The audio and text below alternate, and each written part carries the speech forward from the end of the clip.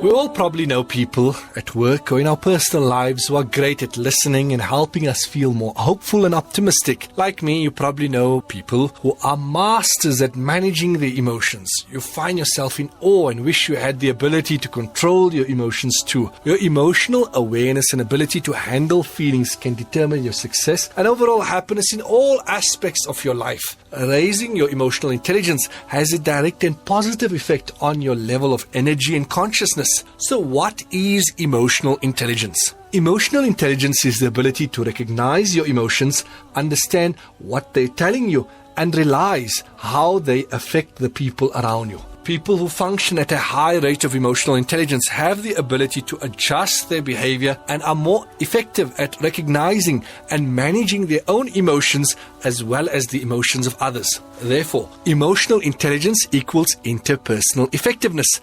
The more effective you are with others, the more successful you'll be.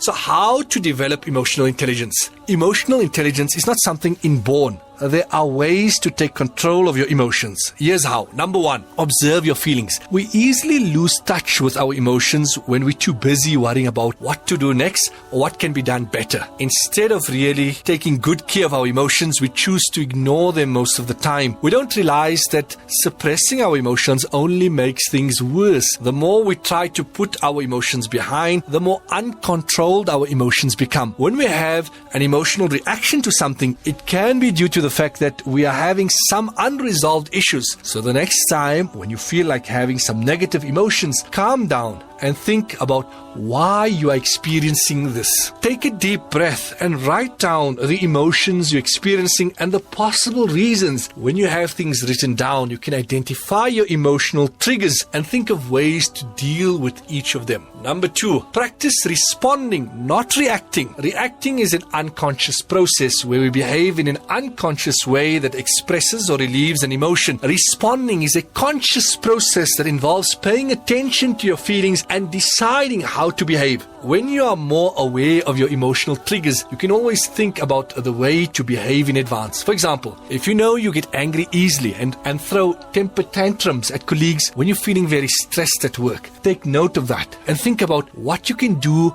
next time you're experiencing the same trigger. Maybe you can try to tell your colleagues that you need some silent moments because you're feeling stressful at the moment.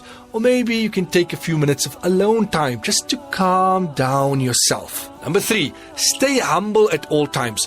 When you always believe that you're better than others, you won't see your own faults and you're likely to get emotional about things that don't meet your expectations.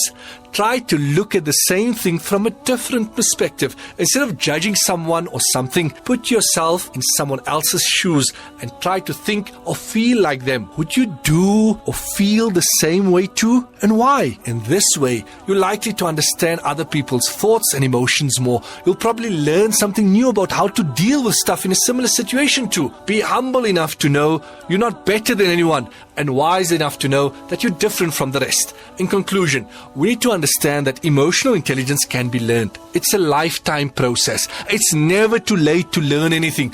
It just takes continuous observation and practice. So no matter how old you are, you can still improve your emotional intelligence and make the rest of your life better and happier.